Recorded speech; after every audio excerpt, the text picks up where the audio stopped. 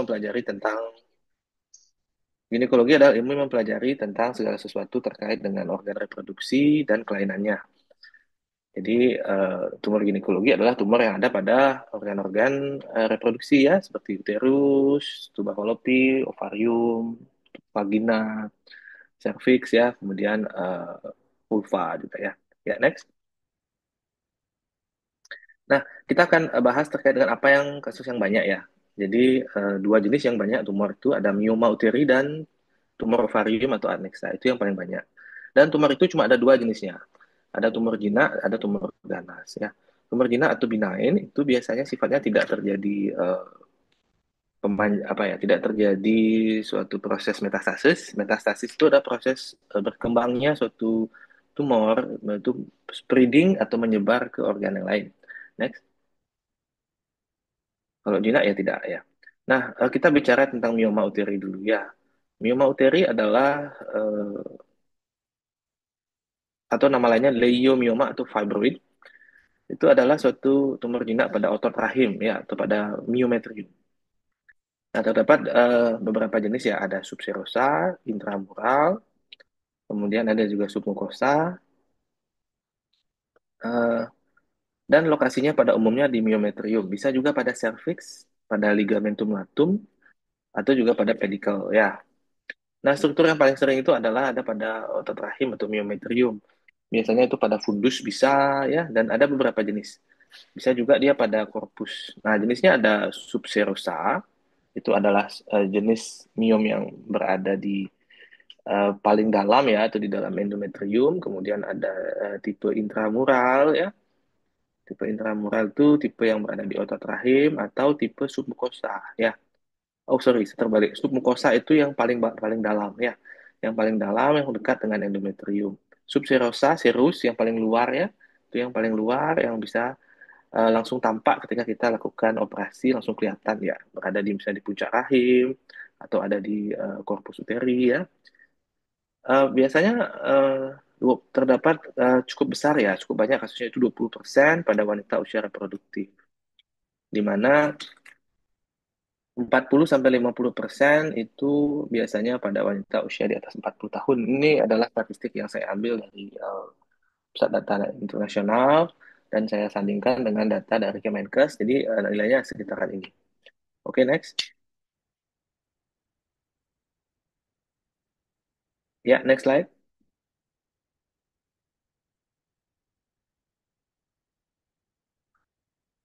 Tolong next slide. Mohon izin sebentar, Dokter. Ya, baik. Jadi patofisiologinya, lima uteri itu berasal dari eh, sel-sel primitif ya, atau sel yang imatur ya. Jadi sel imatur dari otot rahim atau yang disebut dengan immature muscle cell nest ya. Nah, jadi kenapa kok pada setiap orang itu berbeda-beda? Ada pasien yang mudah terjadi mioma, ada juga yang tidak. Nah, ini di sini yang menjawab. Jadi immature muscle cell nest ini tidak ada pada semua perempuan. Jadi hanya pada beberapa perempuan yang strukturnya memang sudah dibawa dari sejak dalam rahim. Jadi sejak awal lahir sudah membawa immature muscle cell nest, jadi sudah bawaan. Nah, eh, tiba-tiba jika estrogen itu berlebihan akibat suatu hal, maka akan terjadi proliferasi atau pertumbuhan dari otot rahim. Dan pada penelitian juga didapatkan jumlah reseptor estrogen itu lebih tinggi pada jaringan mioma dibandingkan dengan jaringan yang lain, gitu ya. Nah, karena erat kaitannya dengan estrogen, maka mioma uteri itu akan membesar pada usia reproduktif ya. Jadi pada saat paparan estrogennya tinggi ya mulai besar ya. Dan tentunya akan menghilang atau regresi pada masa pasca menopause. Nah, begitu juga dengan terapinya. Jadi mioma uteri itu kalau kita stop estrogennya, maka harapannya maka miomanya akan mengecil ya. Nah, mioma uteri ini sangat responsif terhadap obat-obatan yang menurunkan kadar estrogen, yaitu misalnya gonadotropin releasing hormone ya atau GnRH, gonadotropin releasing hormone analog. Jadi kita berikan obatnya disuntik, biasanya disuntik, kemudian nanti akan secara pelan-pelan akan menurunkan menurunkan estrogen ya. Lanjut. Nah, apa sih gejala-gejala kliniknya ya? Jadi gejala klinik dari mioma uteri itu adanya suatu perdarahan ya, kemudian adanya penekanan pada kandung kencing, adanya nyeri, ada gangguan kesuburan ya. Jadi sering pasien itu datang, eh, awalnya kita nggak tahu miom gitu ya, tapi kalau dilakukan anamnesis pasien akan menyatakan, dok saya kok sudah menikah 1 tahun, kemudian belum bisa hamil gitu ya. Setelah itu kita periksa, pemeriksaan fisik, pemeriksaan ultrasound, maka didapatkan misalnya leomioma. Bisa juga keluhannya itu haidnya nggak teratur, haid saya banyak-banyak, gitu ya. Dia kadang suka sering kencing, gangguan BAB, kadang suka sakit pada saat haid. Nah itu kita juga bisa pikirkan suatu mioma. Ya, next. Nah, pada beberapa kasus mioma uteri juga kadang tanpa gejala. Ya, ini yang harus kita lakukan screening ya. Screening pada semua wanita usia menikah ya atau usia reproduksi sebaiknya kita lakukan pemeriksaan eh, mioma ya. Jadi kita lakukan USG untuk mengetahui kecenderungan atau bakat-bakat mioma atau tidak. Baik, lanjut. Ini jenis-jenisnya tadi sudah sempat saya sampaikan. Jadi ada 3 jenis. Ada yang intramural, itu tumbuh di dalam dinding uterus atau di lapisan miometrium. Kemudian mioma subserosa itu bisa muncul di lapisan serosa uterus, kemudian juga lapisan mioma submukosum itu berada di lapisan endometrium, bahkan sampai ke kanal vagina. Kalau sampai ke kanal vagina sampai keluar, itu kita sebut sebagai gebut mioma ya, tuh mioma gebut. Next. Nah, ada juga beberapa jenis yang jarang ya, itu adalah mioma parasitik, adalah mioma yang lepas dari jaringan induknya. Kemudian ada juga mioma peduncularis, adalah mioma yang bertangkai, kemudian tumbuh menjadi massa di rongga perut ya. Next. Nah, bagaimana kita membangun diagnosa ya? Bagaimana membangun diagnosis mioma uteri? Jadi seperti yang sudah adik-adik ketahui bersama, 70% diagnosis itu akan bisa tegak jika kita melakukan anamnesis yang baik ya, melakukan anamnesis yang baik terkait dengan penyakit pasien ya. Jadi Secret Seven Fundamental Four tetap kita lakukan. Prinsipnya adalah kita menanyakan riwayat penyakit pada ibu, bagaimana, apakah keluhan perdarahan, nyeri, ataukah ada gangguan kesuburan atau infertilitas. Kemudian kita juga perlu mengetahui paparan estrogen pasien melalui siklus menstruasinya bagaimana, apakah siklus menstruasinya itu lama atau menstruasinya itu lama atau tidak. Ya, kalau siklus menstruasinya lama, sejak di dalam kandungan, sejak menarah awal itu pasien mengalami suatu eh, yang disebut dengan early menarche ya, jadi di awal ya, jadi sebelum usia 12 tahun sudah haid, itu juga akan meningkatkan paparan estrogen dan menjadi faktor risiko dari terjadinya mioma. Selain itu juga penggunaan obat-obatan yang mengandung estrogen ya, seperti pil KB, itu juga akan memicu terjadinya mioma jika digunakan tidak sesuai dengan dosis yang seharusnya. Kemudian setelah kita curiga dari anamnesis ada suatu gejala yang mengarah kepada mioma, maka kita lakukan palpasi abdomen, biasanya didapatkan tumor di daerah pubis atau abdomen bawah dengan konsistensi padat kenyal, tidak nyeri, berbelas tegas, dan mobilitasnya normal jika tidak ada perlekatan ya. Kemudian juga kita bisa lakukan pemeriksaan bimanual pada pasien yang sudah menikah ya, sehingga kita akan dapatkan kesan tumor yang menyatu atau berhubungan dengan uterus. Kemudian kita juga bisa lakukan pemeriksaan ultrasonografi, pemeriksaan kuretase pada kasus perdarahan, terutama kita lakukan kuretase dan kita lakukan pemeriksaan patologi anatomi ya, pemeriksaan PA pada bahan operasi. Next. Nah, kemudian apa aja kemungkinannya kalau ada keluhan yang mirip ya. Jadi ada beberapa keluhan mirip-mirip ya, ada adenomiosis ya. Adenomiosis itu adalah salah satu jenis mioma di mana terjadi perubahan, perbedaannya adalah di tipe selnya. Tipe sel pada adenomiosis adalah tipe sel endometriosis ya, yaitu tipe sel yang mengandung kelenjar, mengandung pembuluh darah. Dan ini terjadi suatu eh, proliferasi pada miometrium. Dan biasanya adenomiosis ini bentuknya itu tidak simetris, globuler, dan nyerinya khas pada saat haid saja. Kemudian tumor solid ovarium atau tumor padat ovarium yang menempel dengan uterus itu juga menjadi sulit kita bedakan dengan mioma ya. Begitu juga dengan kelainan bawaan rahim ya, seperti misalnya rahimnya ada ganda begitu ya, seperti uterus bicornu, uterus arcuata, atau uterus didelphys juga mirip-mirip dengan miom. Bisa juga tumor solid lain di rongga pelvis yang di luar ginekologi, misalnya tumor pada rektum, misalnya tumor pada ureter ya, misalnya itu tumor pada ginjal, kadang bisa juga mirip-mirip dengan temuan pada miom. Begitu juga dengan kehamilan. Kehamilan juga keluhannya kan ada suatu pembesaran rahim ya, cuman tentunya kita bisa bedakan. Kalau kehamilan tentunya jelas dari ultrasound ya akan ada kehamilan. Eh, Begitu juga tampak miosarkoma ya. Miosarkoma adalah bentuk eh, mioma atau bentuk bentuk kecurigaan ganas dari suatu mioma. Ya, ini juga suatu diagnosa banding. Ya, next.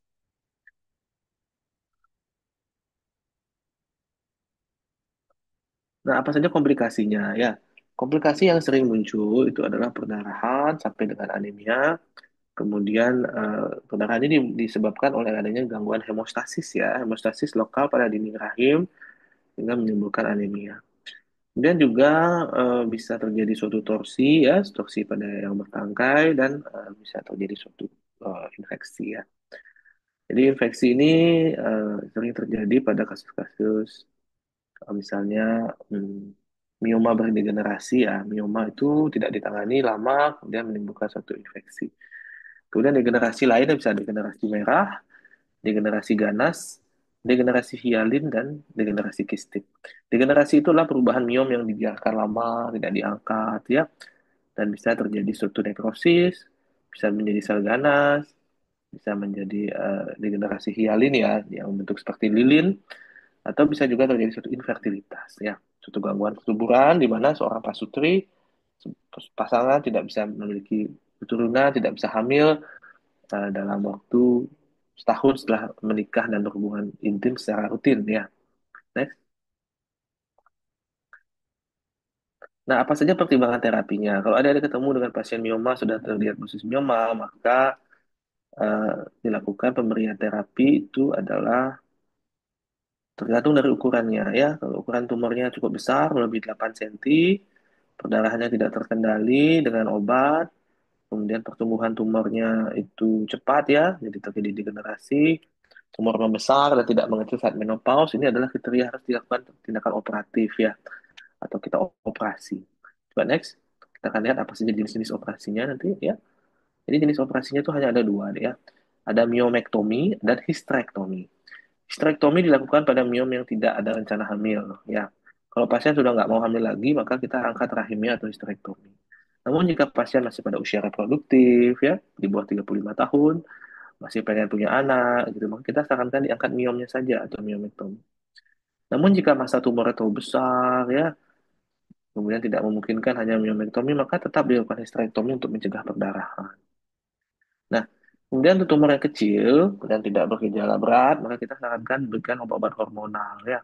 Misalnya dengan analog gonadotropin, kemudian MPA, ya medroxyprogesterone ya, kemudian kita berikan danazol.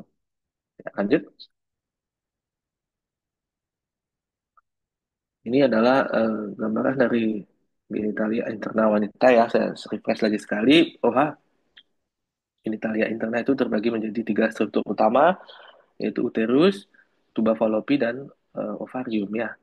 Jadi kita akan bahas tumor-tumor itu berdasarkan gambaran ini. Oke, adik, saya minta izin jeda sebentar ya. Kita jeda 5 menit sebelum kita lanjut. Coba lihat slide berikutnya nih. Ya, kita akan bahas tentang uterine myomata ya. Saya jeda sebentar nih. Ya, sekitar 5 menit. Baik. Boleh di stop record ya, nanti kita lanjutkan lagi. Silakan. ya. Kita next slide, tolong deh. Nah, setelah bicara tentang miom ya, maka kita sekarang bicara tentang tumor adnexa ya. Next. Nah, ini jenis-jenis miom deh ya. Jadi tipe-tipe yang seperti saya sampaikan tadi, ini adalah jenis-jenisnya ya. Ini juga jenis uterine polyp ya. Ini adalah uterine malignancy. Keganasan pada uterus ya. Nah, ini gambaran dari adenomyosis. Nanti kalian bisa eh, pelajari gambarnya. Jadi ini gambaran secara eh, skematis ya, skematis seperti ini. Next.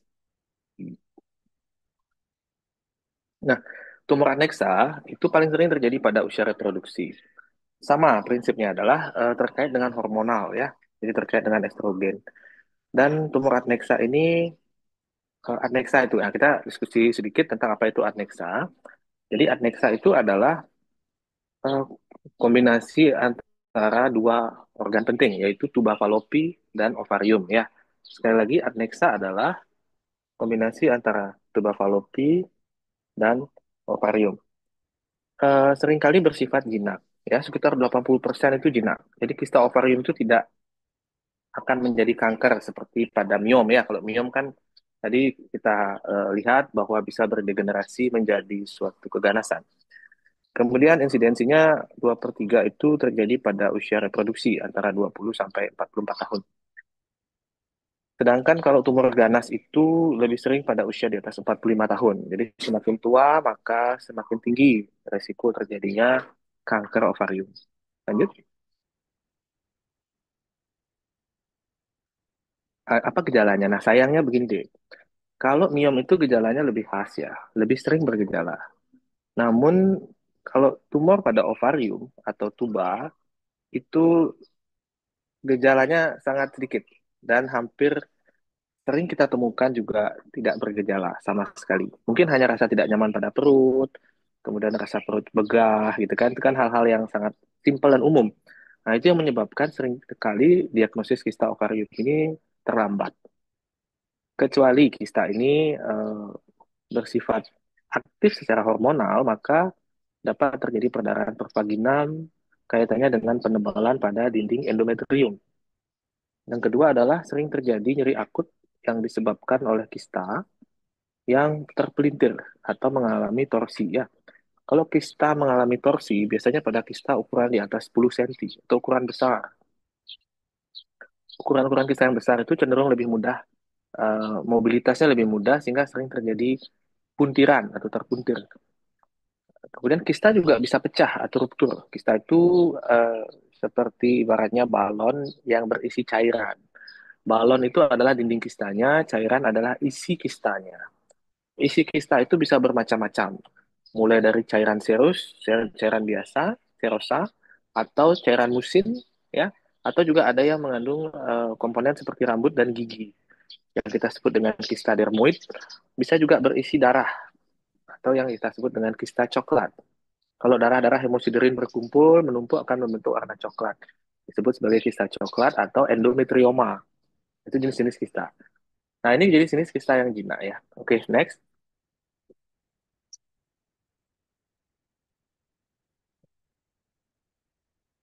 Nah, bagaimana karakteristik tampilan kista? Jadi kalau kita lakukan operasi pada kista, maka kita akan temukan kalau dia hanya di satu sisi, ya. Sekali lagi kita ingat bahwa ovarium itu bilateral, ya, ada dua sisi, baik sisi kanan maupun sisi kiri. Nah, pada kedua sisi ovarium, eh, jika salah satunya terjadi kista, kemudian tampilan dinding kistanya licin, tidak berbenjol-benjol gitu ya, itu kemungkinan jinak. Namun jika kista ini dia di dua sisi, nah, kemudian dia padat gitu ya, kemudian melengket dengan sekitarnya, kemudian ada cairan atau asites ya, maka eh, kemungkinan ini adalah suatu keganasan atau kanker ovarium. Nah, kemudian next. Nah, tumor adneksa eh, penting diperhatikan bahwa gejala-gejala dan tanda spesifik ya pada tumor adneksa itu adalah konsistensinya kita lihat, kemudian ukuran kistanya, kemudian morfologi dan permukaan tumornya kita lihat, ya. Kemudian kita kalau prinsipnya begini, kalau dia halus-halus, mulus itu kemungkinan dia jinak. Ya, penting sekali mengetahui apakah jinak atau ganas karena terkait dengan tata laksana nanti. Nah, kalau misalnya terdapat nyeri spontan, nyeri tekan, nyeri goyang, nah itu juga kita harus perhatikan. Dan kita perhatikan juga apakah pasien ini mampu untuk kita sarankan USG, karena tidak semua pasien mampu deh.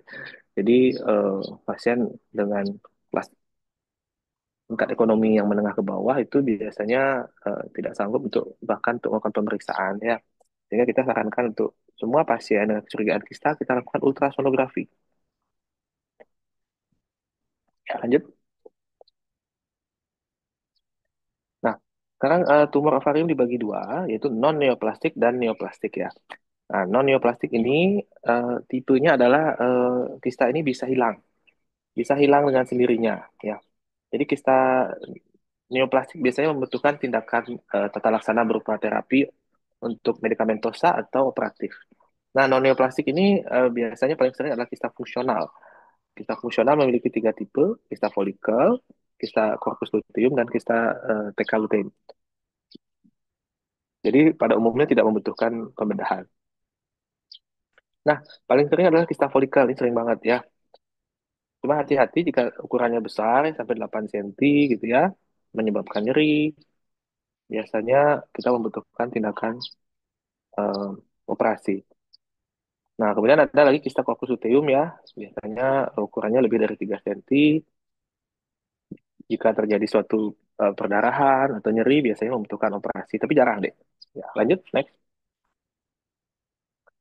Kista nonneoplastik yang kedua adalah yang ketiga adalah kista TK lutein ya. Ini biasanya sering terjadi pada kehamilan ya. Dan itu adalah normal ya. Misalnya pada kehamilan ada kista itu normal.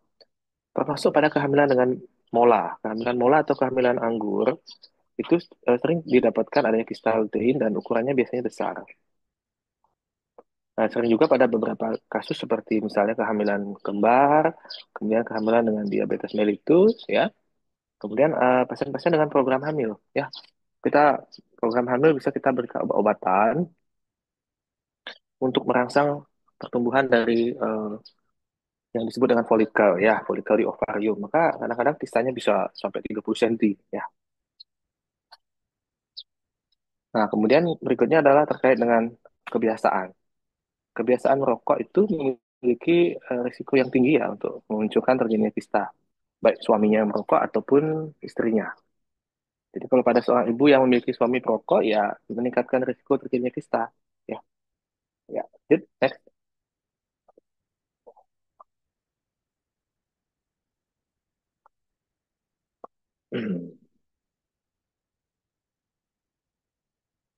Nah, kemudian tipe tumor ovarium non-neoplastik lain adalah ada dua. Ini adalah kasus yang cukup banyak terjadi ya. Jadi ada endometrioma atau kista coklat dan polikistik ovarium atau PCO. Dewasa ini kasus ini dua kasus ini menjadi kasus yang sangat sering ditemukan di praktek sehari-hari bahkan juga pada eh, statistik secara global ya karena kaitannya dengan perubahan lifestyle manusia di masa kini ya di mana lifestyle yang kurang gerak kemudian makan yang cepat saji itu kan mampu meningkatkan diduga meningkatkan potensi terjadinya suatu endometrioma dan PCO.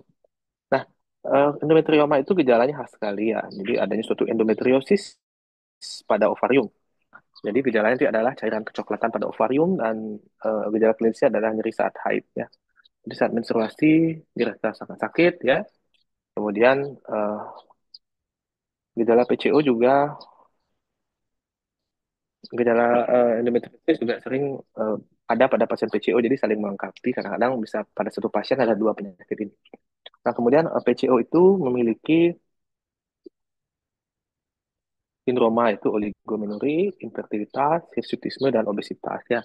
Jadi ada eh, kriteria diagnostik yang mungkin bisa menjadi apa namanya menjadi modal kita untuk bisa mendiagnosis. Nah, jadi kalau ada contoh ya, misalnya seorang pasien, seorang perempuan datang gemuk ya dengan BMI di atas 30, kemudian dengan gejala telat haid, dengan penampilan fisik penuh dengan rambut ya, berkumis, tangannya berbulu, kakinya berbulu. Nah, kita curiga ini suatu PCO. Dan kita akan konfirmasi dengan menggunakan ultrasonografi, kita USG, kita lihat apakah terdapat gambaran ovarium polikistik pada pasien. Lanjut. Nah, kemudian yang neoplastik ya, yang pada umumnya membesar tuh ya, dan bisa dan harus membutuhkan sebagian besar membutuhkan operasi adalah neoplastik itu adalah tipe kista dermoid ya. Ini adalah 60% dari seluruh neoplasma pada ovarium. Kalau kista dermoid ini biasanya tampilannya itu ada seperti sebum ya. Cairannya itu kayak sebum, kayak cairan komedo, ya, kalau di data komedo yang banyak ya. Nah, di dalamnya kemudian disertai rambut ya. Jadi ada rambutnya dan ada gigi. Jadi struktur keras ya, keras, padat seperti kesan kayak gigi. Nah, tindakan operasi yang disarankan adalah kistektomi ya, kistektomi dengan tidak mengangkat seluruh ovarium. Jadi kita akan sisakan ovariumnya. Lanjut. Kemudian ada tumor epitel ya. Tumor epitel ini biasanya ada jenis yang serosa, ada jenis yang musinosa. Nah, ini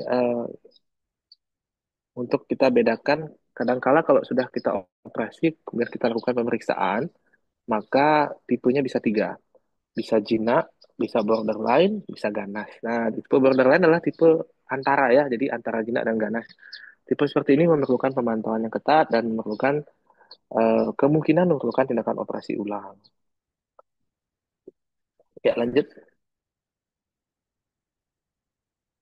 Nah, kalau tumor yang lain ini yang sering ditemukan di klinis adalah tumor fibroma ya, atau paling sering pada Meiggs syndrome. Ya, Meiggs syndrome itu adalah tumor padat, jinak, disertai dengan asites dan hidrotorak kanan. Ini adalah trias dari Meiggs syndrome. Meiggs syndrome biasanya datang dengan keluhan sesak ya. Terus kita lakukan pemeriksaan, didapatkan USG dengan asites, dan dicek ovariumnya ternyata ada fibroma. Jadi kita sudah bisa mendiagnosa Meiggs syndrome pada kasus yang memenuhi ketiga trias tersebut. Ada juga tumor lain yang jarang seperti tumor Brenner, kemudian tumor kista adenofibroma ya, ada banyak jenis ya. Next. Nah, bagaimana kita mendiagnosis kista ya? Jadi kista itu dapat didiagnosis dengan pemeriksaan pelvis yang lengkap, yaitu dari pemeriksaan rektovagina dan tentunya dengan pemeriksaan anamnesis yang mendasar ya. Sekali lagi ya, anamnesis merupakan 70% eh, jalan kita untuk bisa mendiagnosis pasien dengan baik. Jadi dengan diagnosa yang tepat, maka analisis yang tepat, maka kita bisa mendiagnosa dengan baik. Nah, ketika kita lakukan pemeriksaan anamnesis dan pemeriksaan fisik yang tepat, maka kita bisa menyarankan pemeriksaan lab yang sesuai. Jadi pada pasien-pasien dengan kista, kita menganjurkan pemeriksaan USG menjadi pemeriksaan yang utama. Selain itu, kita juga lakukan CT scan bisa, MRI bisa.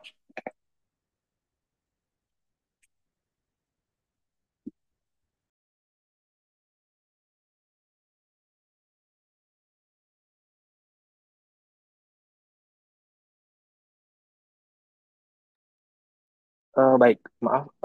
Ya, jadi pemeriksaan lab pada wanita dengan massa pelvik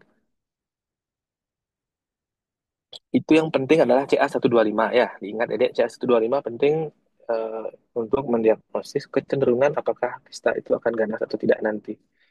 Ketika didapatkan angka CA125-nya tinggi, maka pasien ini mungkin saja kecenderungan adalah ganas, tapi bukan merupakan alat diagnostik utama. Jadi ya, jadi kalau kita bicara alat diagnostik, kita memiliki beberapa level ya untuk mendiagnosis pasien. Jadi bisa dengan eh, alat diagnostik yang sifatnya prediktif dengan angka sensitivitas dan spesifisitas yang baik, itu artinya alat itu cukup layak untuk dipercaya jadi hasilnya. Kemudian yang kedua adalah eh, diagnosis definitif. Biasanya untuk kista definitif diagnosis untuk jenis kista itu adalah dengan menggunakan pemeriksaan patologi anatomi. Jadi itu sudah pasti. Kalau patologi anatomi bilang selnya ganas, ya sudah pasti ganas, gitu ya. Seperti itu. Jadi penting sekali untuk mengetahui hal tersebut. Oke, lanjut. Nah, bagaimana tata laksananya? Mungkin sudah masuk ke slide akhir ya. Jadi wanita yang memiliki kista fungsional biasanya kita observasi 3 sampai 6 bulan, atau jika ada gangguan hormonal maka kita berikan kontrasepsi oral.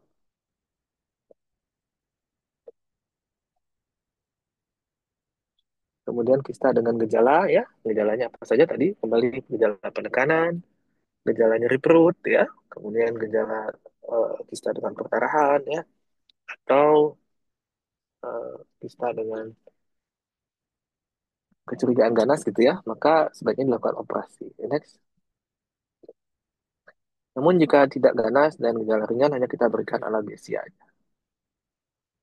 Nah, apa saja indikasi pembedahan ya? Ini sangat penting. Kapan sih adik-adik nanti bisa menyarankan pasien untuk dioperasi, kapan tidak? Jadi tidak semua pasien harus dioperasi deh ya. Pasien akan dioperasi apabila terdapat kecurigaan ganas, didapatkan kista yang multilokus, septalnya positif, papinya positif, dan ada peningkatan aliran darah atau flow, blood flow yang meningkat dari hasil USG. Nah, jika ada kecurigaan ganas, maka sebaiknya dilakukan laparotomi. Kalau saat hamil ada kista bagaimana? Nah, kalau saat hamil itu hanya akan dioperasi jika ada torsi dan jika ukuran kistanya lebih dari 8 cm. Nah, kalau ketemu kista yang padat atau yang solid, bukan cairan isi dalam kistanya, maka kita harus lakukan operasi juga. Next. Baik, lanjut. Nah, kalau ini indikasi pembedahannya ya, kista ovarium besar ya, kemudian kista pada pasca menopause atau pramenah, kemudian kista lebih dari 8 cm dan kista padat pada setiap temuan ya. Jika menemukan padat, langsung sarankan operasi. Baik, lanjut.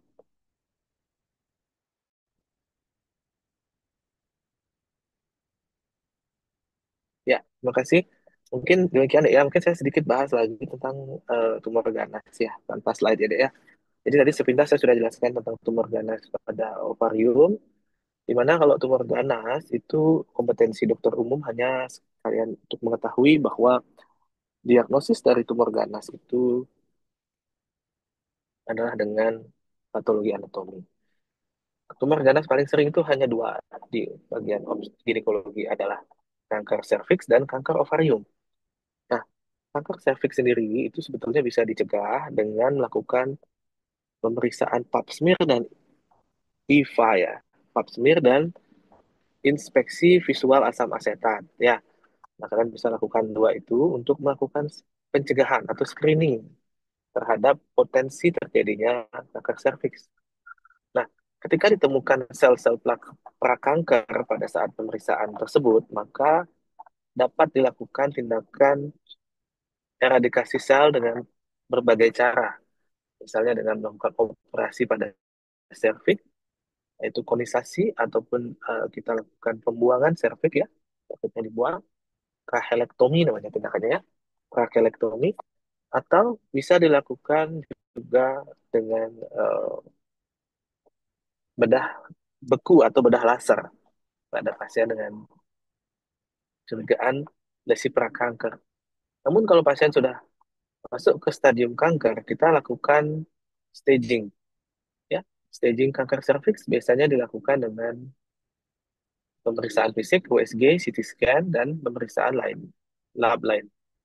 Ketika didapatkan stadium, maka penanganannya tergantung dari stadium. Stadium 1 dan 2 biasanya kita masih bisa lakukan operasi pengangkatan kanker, termasuk operasi lengkap ya, rahim, tubal, ovarium, kelenjar getah bening kita angkat ya. Kita angkat juga jaringan sekitarnya. Yang kedua adalah kita bisa melakukan juga eh, pemberian kemoterapi dan radioterapi pada pasien kanker serviks stadium 3 ke atas. Kalau untuk kanker ovarium, diagnostik definitifnya adalah melewat dengan operasi. operasi kanker ovarium, operasi lengkap dengan pengangkatan rahim, pengangkatan ovarium, kanker, kista, dan pengangkatan kelenjar getah bening serta lapisan pembungkus usus kita angkat biasanya. Begitu juga dengan apendik. Nah, setelah itu dilanjutkan dengan kemoterapi. Jadi penentuan stadium kanker ovarium itu adalah pada saat operasi, gitu ya. Nah, kemudian yang paling penting yang terakhir sekali adalah bagaimana adik-adik bisa membantu memberikan promkes, promosi kesehatan, pencegahan kanker serviks. Karena yang bisa dicegah hanya kanker serviks. Pencegahannya adalah dengan eh, mengajak setiap eh, keluarga ya, yang perempuan untuk melakukan vaksinasi HPV atau Human Papilloma Virus Vaccine. Jadi kanker serviks itu penyebabnya sudah jelas, yaitu adanya suatu infeksi virus HPV pada jaringan serviks akibat banyak faktornya. Maka disarankan untuk dilakukan vaksinasi pada wanita yang belum menikah, termasuk adik yang menikah ya. Suntikan vaksin HPV agar mencegah kanker serviks kemudian hari. Selain itu, pencegahan lain adalah dengan Pap smear dan IVA. Baik, mungkin demikian dari saya, Dek. Saya pikir hal-hal yang sudah fundamental dan penting sudah saya sampaikan. Mudah-mudahan kuliah pada pagi ini memberikan manfaat untuk adik-adik semua. Ya, silakan jika ada pertanyaan boleh raise hand atau langsung open mic. Baik, terima kasih banyak dokter.